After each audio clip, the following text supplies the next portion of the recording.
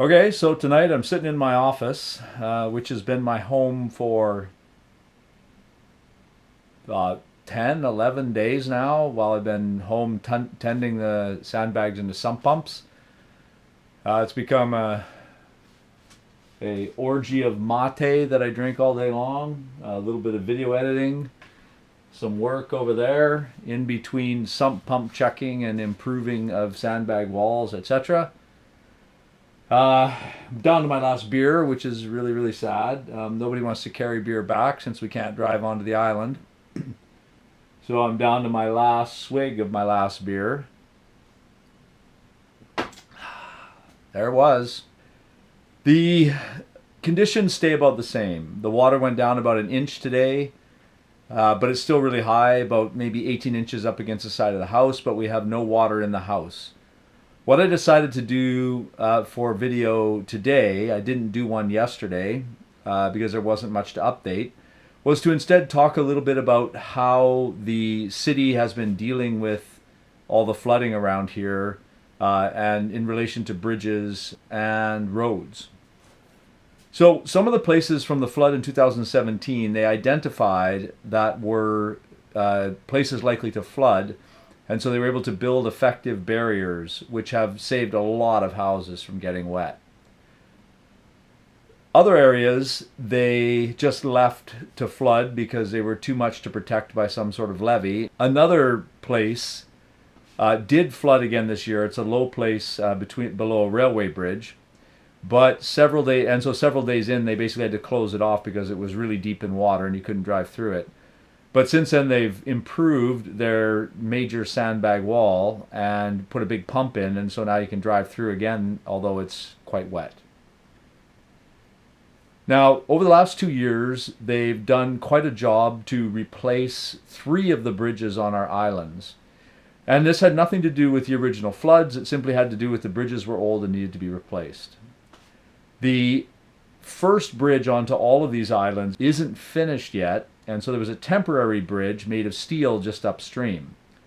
This temporary bridge was so low that at some point the water got level got where they were concerned that the bridge might be structurally unsound. So they closed off traffic onto all the islands, both foot and by car.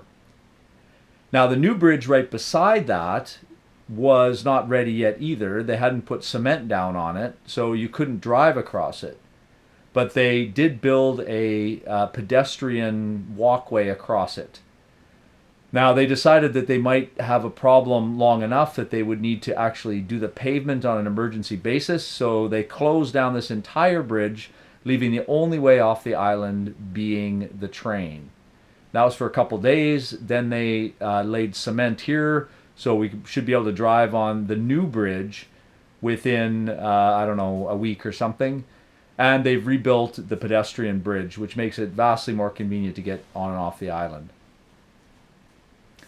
Now, the bridge onto our smaller island, Ile Verte, shown here, is higher, so it doesn't have any sort of problem, and it's more developed. However, they're still working on the footings and foundations on one side of the bridge, and that's all flooded, but it doesn't influence its structural integrity, so we can drive on and off our small island. Now, our island has this canal, which is what our house is on, and which is what is causing a lot of the flooding in our area. And this canal has another bridge on it. It's really just a culvert, and it was rebuilt after the last flood, but they didn't build it very high and they didn't build the culvert very big, and everybody at the time told them they were being kind of stupid about the whole thing because it was just going to flood again and flow over the top again. But I've heard that that's actually intended because they don't want really high water flow through the canal. So it seems to have worked as was intended. The water is flowing over the top, but it has gotten so high that nobody's allowed to drive onto that side of the island. So that side of the island is basically evacuated.